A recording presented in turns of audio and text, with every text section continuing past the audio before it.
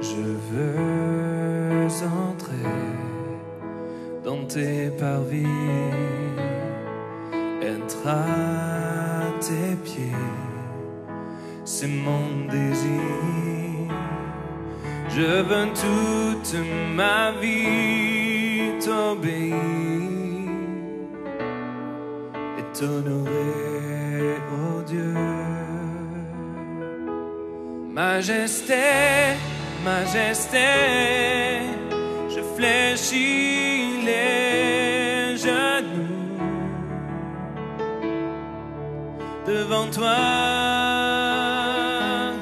Majesté, majesté, je t'abandonne. À cause de ce péché qu'il venait de commettre, sa famille tout entière était vouée, on peut dire, à la malédiction, à l'échec, à la mort, à la maladie.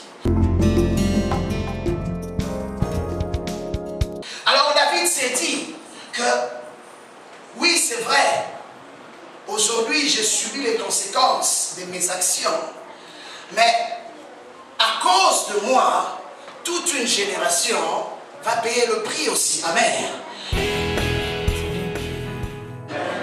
Si vous êtes capable d'atteindre quelqu'un qui a une destinée, sachez que vous n'atteindrez pas seulement la personne, mais vous atteindrez aussi toute la génération qui vient après lui.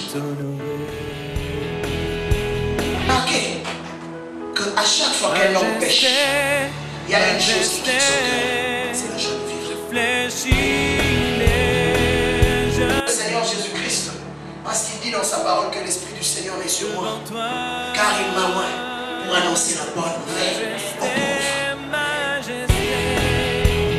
Et il ne s'arrête pas là. Il dit pour restaurer aussi le cœur brisé.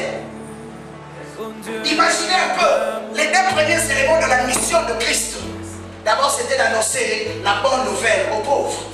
Et je dirais encore que les personnes à qui on annonce la bonne nouvelle sont des personnes qui sont habituées aux mauvaises nouvelles. Regarde l'histoire de ta famille.